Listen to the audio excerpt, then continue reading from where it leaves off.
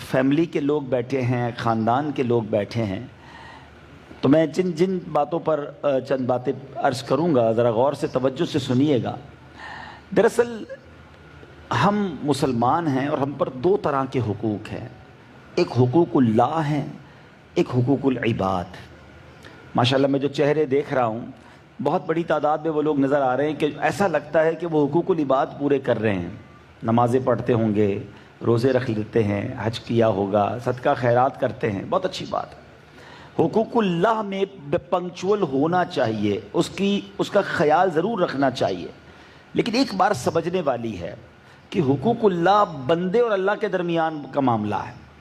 اگر کوئی شخص ساری زندگی نماز نہ پڑھے، 70 سال تک نماز نہ پڑھے، اور ایک بار سچی توبہ کر لے تو میرا کریم مالک اس کی سارے گناہوں کو معاف فرما دیتا ہے۔ وہ رحیم ہے، وہ کریم ہے۔ لیکن دوسرے جو حقوق العباد ہے نا، وہ ذرا معاملہ سینسٹیو ہے۔ وہاں رب ہی کی مشیت یہ ہے کہ جب تک بندہ معاف نہیں کرتا رب بھی معاف نہیں فرماتا۔ اب یہاں ہمیں سمجھنا ہے کہ کہیں ایسا نہ ہو کہ نمازیں، روزے، حج، زکوٰۃ، صدقے بہت سارے ہیں مگر اللہ کے بندوں کو ناراض کر کے بیٹھے ہیں، لوگوں کے حقوق اگر تلف کیے ہیں، اللہ کی مخلوق ہم سے ناراض ہے، تو کہیں قیامت کے دن پکڑے نہ جائیں۔ اور پھر اس میں بھی کچھ کیٹیگریز ہیں، چونکہ فیملی کے لوگ بیٹھے، اچھا ایسا بھی دیکھا جاتا ہے کہ کچھ لوگ عام لوگوں کے حقوق کا خیال تو رکھتے ہیں۔ مثال کے طور پہ مارکیٹ جاتے ہیں تو کاروباری لوگ بڑے خوش ہوتے ہیں، کہتے ہیں یار یہ بڑا خوش اخلاق ہے، بڑے طریقے سے بات کرتا ہے، اپنے کسٹمر کو تو بڑا ٹیک کیئر کرتا ہے۔ لیکن یہی خوش اخلاق شخص جب گھر میں آتا ہے تو وہاں شیر ببر بن جاتا ہے، وہاں اس کا سٹائل ہی چینج ہو جاتا ہے، ماں باپ کے ساتھ، بیوی بچوں کے ساتھ، بھائی بہنوں کے ساتھ۔ حالانکہ جو شریعت ہے نا، وہ ہمیں سب سے پہلے کس کے ساتھ حسن اخلاق کا درس دیتی ہے۔ ایک صحابی رسول نے نبی پاک صلی اللہ تعالیٰ علیہ وسلم سے سوال کیا کہ حضور میرے سب سے زیادہ حسن اخلاق کا حقدار کون ہے؟ کتنا کمال کا کوئسچن ہے کہ ہم پر ہماری شریعت کیا لاگو کر رہی ہے۔ اللہ کے حبیب علیہ الصلوۃ والسلام نے فرمایا تیری ماں۔ کہا حضور پھر؟ نیکسٹ فرمایا تیری ماں۔ کہا حضور پھر؟ فرمایا تیری ماں، 3 بار۔ آقا اس کے بعد؟ فرمایا تیرا والد۔ اچھا علماء کرام بھی بڑی کمال کی ڈیبیٹ کرتے ہیں، بڑی عشق والی بات ہے، جو سمجھ جائیں گے ان کو بہت مزہ آئے گا کہ پیارے آقا علیہ الصلوۃ والسلام کی زبان حق ترجمان سے جو کچھ نکلا وہ حق ہے، سچ ہے اور حکمت بھرا ہے، اور بغیر حکم خداوندی کے نہیں نکلا۔ سیدی اعلیٰ حضرت لکھتے ہیں نا، وہ دہن جس کی ہر بات وحی خدا، وہ دہن جس کی ہر بات وحی خدا، چشمہ علم و حکمت پہ لاکھوں سلام، وہ زبان جس کو سب کن کی کنجی کہیں، اس کی نافذ حکومت پہ لاکھوں سلام۔ تو علماء کرام نے، محدثین نے ڈیبیٹ کی کہ نبی پاک نے 3 بار ماں کہا، 1 بار والد کہا، ایسے ہی نہیں کہا، اس میں بھی کوئی حکمت ہے، اس میں بھی کوئی راز ہے، اس میں بھی کوئی اشارہ ہے۔ اللہ اکبر۔ محدثین پھر اس کی شرح کرتے ہیں کہ 3 بار ماں کا کہنے کا مطلب یہ ہے کہ ماں اپنے بچے پر 3 احسان کرتی ہے جو بڑے احسان ہیں۔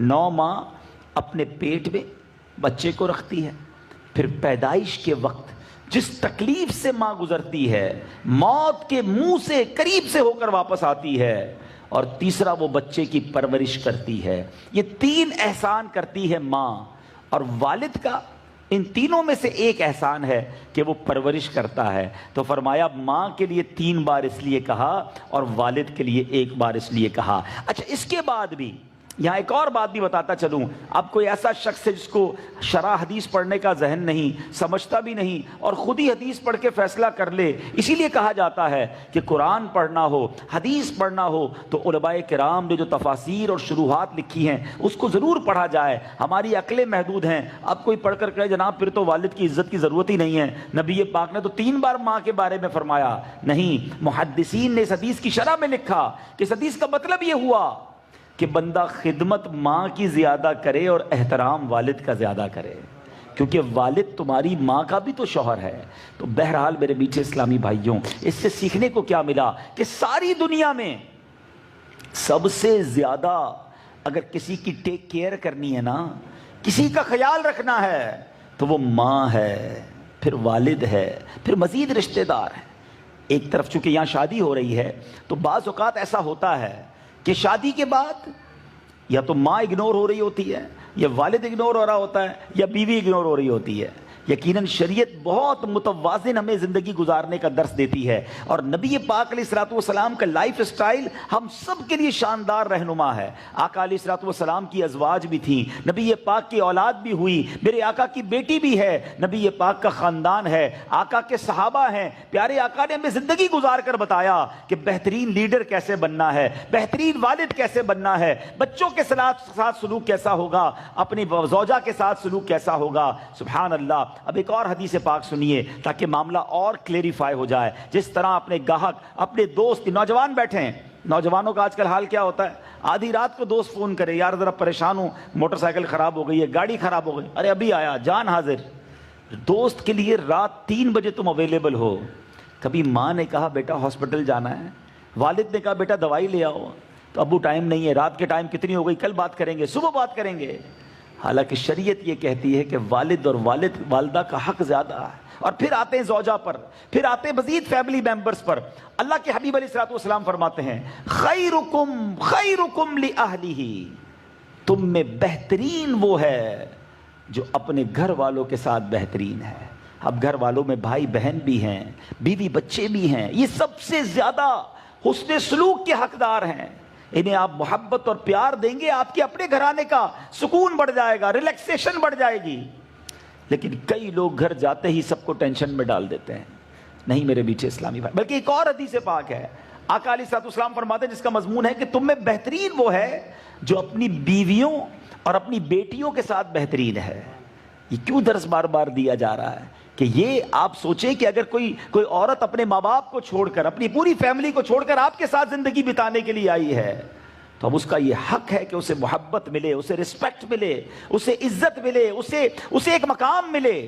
یہ ہمیشہ یاد رکھیں کہ جب خاندان بنتا ہے نا، میاں بیوی جب جڑتے ہیں تو ویری فرسٹ ڈے سے انڈرسٹینڈنگ نہیں ہو سکتی، ہمیں کچھ نہ کچھ کمپرومائز کرنا ہی پڑے گا۔ میں آپ کو اس کی ایک مثال دیتا ہوں۔ سارے نوجوان بیٹھے ہیں، دوستوں کے ساتھ کہیں گھومنے گئے آپ، یا مدنی قافلے میں گئے، مدنی قافلے والے بھی بیٹھے ہیں، خاص بعض اوقات ہم 5 10 سال پرانے دوست ہوتے ہیں، بچپن کے دوست ہوتے ہیں، 7-8 دن کے لیے گھومنے جائیں تو 7ویں دن لڑائی ضرور ہوتی ہے، 2-4 دن تو سنبھل کے چل رہے ہوتے، برداشت کرتے ہیں، آخری کوئی نہ کوئی ناراضی ہو جاتا ہے۔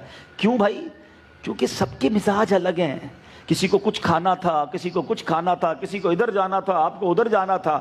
تو جب آپ دوست جو بچپن سے ساتھ ہیں، ابھی تک آپ اپنے ایک مزاج نہیں ہو سکے، آپ کے گھر میں 4-5 بھائی ہیں، بھائیوں میں جھگڑا ہو جاتا ہے، بات سمجھ نہیں آ رہی ہوتی، لیکن پھر مل کے رہتے ہیں، بھائی ہے نا۔ بالکل اسی طرح میاں بیوی کو بھی یہ سوچ کر رہنا ہوگا۔ شادی کے شروع کے 2-4 سال ڈیفیکلٹ ہوتے ہیں، جو پرانے جن کی شادیاں ہو گئی ہیں میری بات وہ سن کر مسکرائیں گے بھی کہ وہ شروع کے جو 3-4 سال تھے وہ سب کی مس انڈرسٹینڈنگ تھی، جو نبھا گئے وہ نبھا گئے۔ اچھا ایک اور بات بتاؤں، اللہ معاف کرے، اللہ تعالیٰ سارے جوڑوں کو سلامتی دے۔ آپ ڈائیورس کو دیکھیں، طلاق کے ریشیو کو دیکھیں۔ پچھلے دنوں مجھے ہماری آل پاکستان ویمن فیڈریشن والوں نے بلایا تھا کہ ہمارے یہاں بہت زیادہ طلاقیں ہو رہی ہیں، آپ اس موضوع پر بیان کریں۔ میں ادھر گیا تھا تو میں نے وہاں نوجوانوں کو ایک ہی بات بتائی، میں نے کہا آپ ایک کام کریں، ایک سروے کروائیں، پورے پاکستان میں جتنی طلاقیں ہوں گی وہ پہلے 4 سالوں میں ہوں گی۔ شادی کے جس نے پہلے 3-4 سال نبھا لیے اس کا جوڑا بن جاتا ہے۔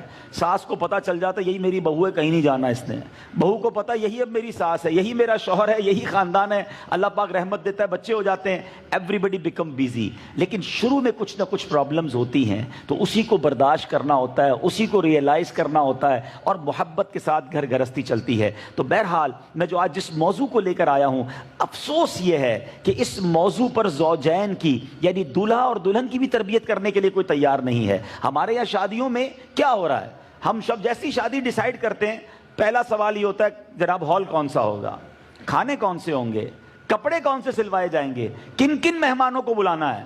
یہ ہماری شادی کی تیاری ہے۔ کیا کسی والد والدہ نے بیٹھ کر اپنی بچی کو یہ سمجھایا کہ بیٹا شادی کے بعد تم پر یہ شریعت لاگو کرے گی، یہ تم نے احتیاطیں کرنی ہیں؟ تمہارے ساس سسر بھی تمہارے ماں باپ ہیں. کیا لڑکے کو بیٹھ کر کسی نے سکھایا کہ اب تمہارے ساتھ ایک بیوی آنے والی ہے اور اس بیوی کے ساتھ تم نے اپنی لائف کیسے گزارنی ہے, شریعت کیا جائز قرار دیتی ہے, کیا ناجائز قرار دیتی ہے؟ اس قدر لا علمی ہے کہ ایسی جلدی سے کچھ جملے کہہ دیتے ہیں اور پھر مفتی صاحب کے پاس جاتے ہیں تو پتہ چلتا ہے کہ جناب بیوی تو غیر ہو چکی ہے, کیونکہ یہ علم ہی نہیں تھا کہ کیا کہہ سکتے ہیں کیا نہیں کہہ سکتے. اللہ سلامت رکھے دعوت اسلامی کے مدنی ماحول کو. یہ وہ موضوع ہے جس پر سب کی تربیت ہونی چاہیے. تو الحمدللہ ہم نے باقاعدہ, ہماری ایک اکیڈمی ہے فیضان آن لائن اکیڈمی, جس پہ ہم آن لائن قرآن پڑھاتے ہیں, آن لائن کورسز کرواتے ہیں. میں بزرگوں سے گزارش کرتا ہوں, ہم نے اس میں باقاعدہ ایک سنت نکاح کورس ارینج کیا ہے کہ جس کی شادی ہونے والی ہے 1 مہینے کا ڈیلی 30 منٹس آن لائن یہ کورس ہے. دولہے کو کہیں وہ بھی کر لے, ہونے والی دلہن کو کہیں وہ بھی کورس کر لے. خاتون کو خاتون پڑھائیں گی, مرد کو مرد پڑھائیں گے, اور انشاءاللہ وہ شریعت کے احکام انہیں سکھائے جائیں گے جو شادی کے بعد انہیں جس کا خیال رکھنا ہے. تو بہرحال میرے میٹھے اسلامی بھائیوں, آج کے اس مختصر سے بیان کا مقصد یہ ہے کہ اپنے گھر والوں کا خیال رکھیں, ان کو رسپیکٹ دیں, ان کو پیار دیں. سارے جہان کے لیے آپ کے لیے پاس وقت ہے, اور اگر اپنی فیملی کے لیے وقت نہیں تو یہ حدیث نہ بھولیے گا کہ اللہ کے حبیب علیہ الصلوۃ والسلام کا فرمان ہے کہ تم میں بہترین وہ ہے جو اپنے گھر والوں کے ساتھ بہترین ہے, اور انہی کے ساتھ وہ ہمیں لائف گزارنی ہے. اگر ان کے ساتھ محبت سے رہیں گے تو گھر میں سکون ملتا رہے گا. ایسے کئی لوگ ہیں جو باہر سے ہو کر جب گھر جاتے ہیں تو گھر میں بے سکونی ہے, گھر میں لڑائی جھگڑے ہیں. اگر اس میں غور سے دیکھیں تو بعض اوقات ہمارا بھی کردار ہوتا ہے کہ ہم بھی بات بات پر غصہ کر جاتے ہیں, ہر بات پر ڈانٹنا, ہر غلطی پر سزا دینا, یہ طریقہ ٹھیک نہیں ہے. آخری واقعہ سنا کر اپنی گفتگو ختم کرتا ہوں اور پھر ہم نکاح کی طرف چلتے ہیں. ایک بڑا گناہگار شخص تھا, اس کا انتقال ہوا. انتقال کے بعد اس کے کسی دوست نے اسے خواب میں دیکھا کہ تمہارے ساتھ کیا معاملہ ہوا؟ تو کہتا ہے الحمدللہ میری مغفرت کر دی گئی. تم کیسے بخش دیے گئے, تم تو بڑے گناہگار تھے. کہتا واقعی تھا تو بڑا گناہگار, مگر ہوا یہ کہ ایک بار میری بیوی نے کھانا بنایا اور اس نے نمک بہت زیادہ ڈال دیا.